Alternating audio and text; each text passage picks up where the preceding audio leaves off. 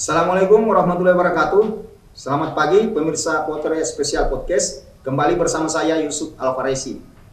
Setiap 1 Juni kita memperingati Hari Kesaktian Pancasila.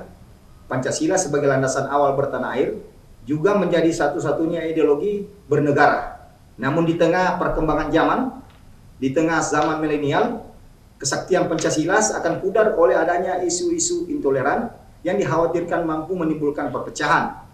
Belum lagi dampak negatif dari sosial media yang sangat dirasakan masyarakat dalam beraktivitas. Nah, untuk membahas lebih lanjut, telah hadir di tengah-tengah kita pengamat politik kebangsaan, Bapak Dr. Arkam Asikin. Kita sapa beliau. Assalamualaikum, Deng. Waalaikumsalam warahmatullahi wabarakatuh. Agak keren, Deng. Alhamdulillah, baik. Tambah semangat ya, Deng ya. Ya, harus semangat. Sehat, Deng? Alhamdulillah sehat. Deng, Ya. 2 hari yang lalu, beberapa hari yang lalu, pemerintah Kota Makassar bersinergi dengan aparat TNI dan kepolisian memperingati Hari Kesaktian Pancasila. Di mata Daeng sendiri, Hari Kesaktian Pancasila itu seperti apa, Deng? Ya, jadi kesaktian Pancasila adalah bagian dari sejarah negara. Jadi karena dia sejarah, peristiwa yang momentumnya tidak boleh dilepas dan memang harus selalu diingat. Dan cerita tentang ideologi negara, yaitu Pancasila, tidak perlu seremonial, sekedar seremonial.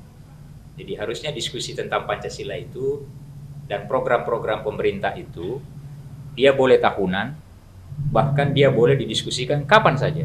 Jadi tiap minggu, tiap bulan, dengan kacamata konteks yang berbeda.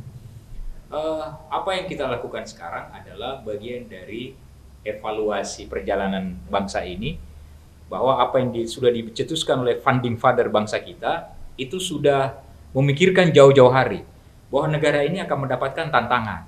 Nah, cara melawan tantangan itu baik dari luar, terutama ya penetrasi budaya, sistem politik, sistem hukum, ekonomi, teknologi, pendidikan dan seterusnya, itu harus dijawab dengan ideologi yang kuat.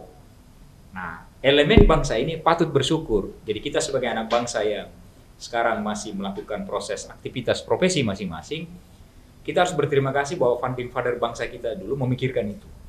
Bung Karno memikirkan tentang sebelum menjadi 5 sila yang kemudian berurut seperti yang sekarang ini.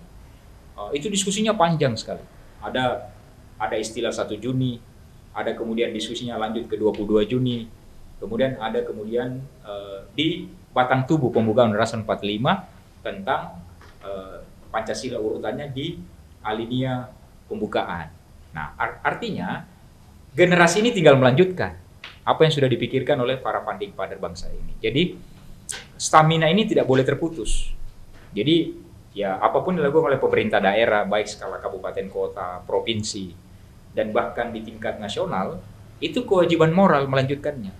Jadi substansi dari 1 Juni ini bukan hanya acara seremonial, tapi lebih kepada bagaimana mensosialisasikan nilai-nilai Pancasila itu sendiri. Iya, jadi tekstualnya sila pertama, kedua, ketiga, keempat, kelima itu harus berjalan simultan dengan kontekstualnya. Apa yang menjadi tantangan hari ini? Tantangan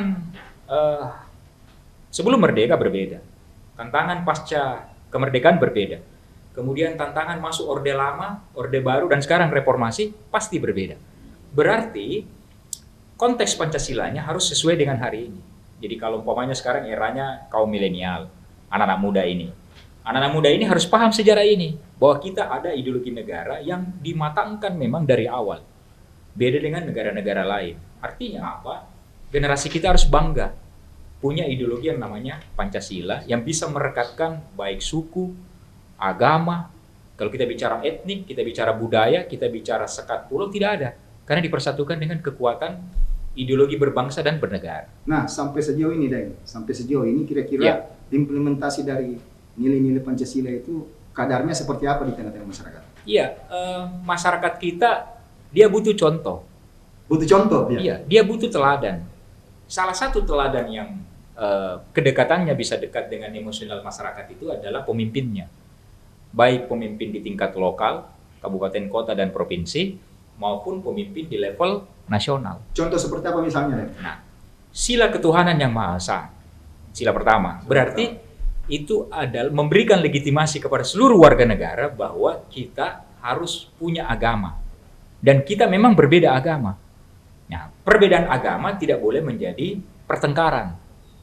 Bahkan berbeda agama itu harus saling berkolaborasi dalam kegiatan-kegiatan sosial, kemasyarakatan, kemanusiaan, memajukan pendidikan, teknologi, dan seterusnya. Nah, saat ini apakah pemerintah sudah bisa memberikan contoh yang baik, tanda kutip, ke masyarakat sehingga masyarakat juga secara legowo ikhlas mengaplikasikan nilai-nilai Pancasila ini? Nah, ketika sila ketuhanan itu kita ceritakan dan diskusikan, berarti jangan ada pemimpin atau calon pemimpin menyinggung agama lain. Karena itu pasti terjadi tarik-menarik, ya fanatisme beragama masing-masing. Makanya kita ingatkan selalu para pemimpin kita baik skala lokal maupun skala nasional, tidak usah bicarakan urusan agama yang lain.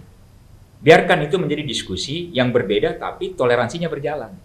Nah, itu dimotori sama siapa? Ya dimulai dari pemimpin kita, penyelenggara kita, eksekutif, legislatif, yudikatif. Masyarakat pasti akan ikut dengan patron walaupun berbeda tapi tetap merekat.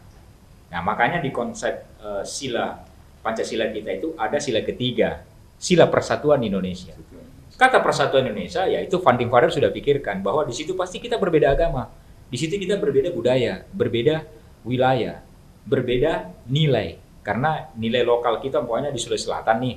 Nah, pasti kita punya nilai budaya itu berbeda dengan teman-teman kita di Jawa, saudara-saudara kita di Sumatera, Maluku, Papua, Kalimantan. Tapi kita dikuatkan dengan ideologi bersama, yaitu ideologi bernegara, yaitu Pancasila.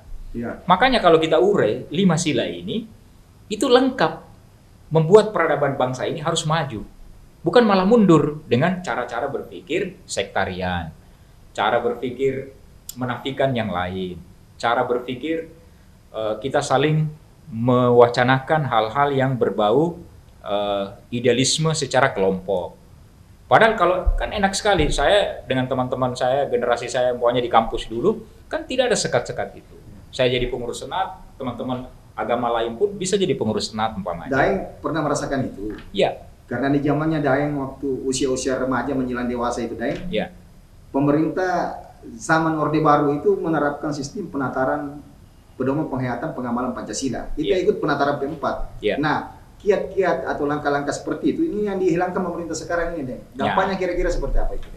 Metode yang kami dulu rasakan itu sebenarnya tidak semua harus dihapus. Jadi contoh, waktu SMP SMA di angkatan saya 90-an itu kan kita punya pelajaran, ada PSPB, Ya. ada PMP, Pendidikan Moral Pancasila, ada sejarah.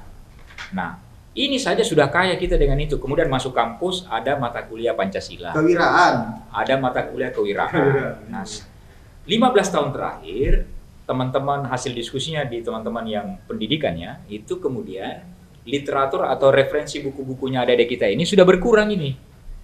Bahkan cenderung tinggal satu saja, umpamanya PPKN namanya, Pendidikan Kewarganegaraan. Di dalamnya pun cuma berapa halaman bicara tentang Pancasila, Undang-Undang Dasar 45, NKRI, Bhinneka Tunggal Ika. Ya kita dapatkan dulu sampai tiga tadi itu, ada PSBB, ada PMP, ada sejarah, ada lagi mata kuliahnya.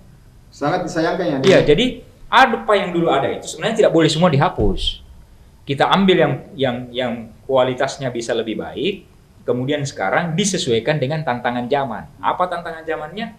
Ya, kaum milenial ini, jangan-jangan kaum milenial ini lebih banyak tidak paham sejarah. Nah, itu harus disampaikan. Nah, itu Bahwa ini perputaran sejarah, ya, benar. bukan sejarahmu saja ini, gitu loh. Jadi seperti ini, Daeng.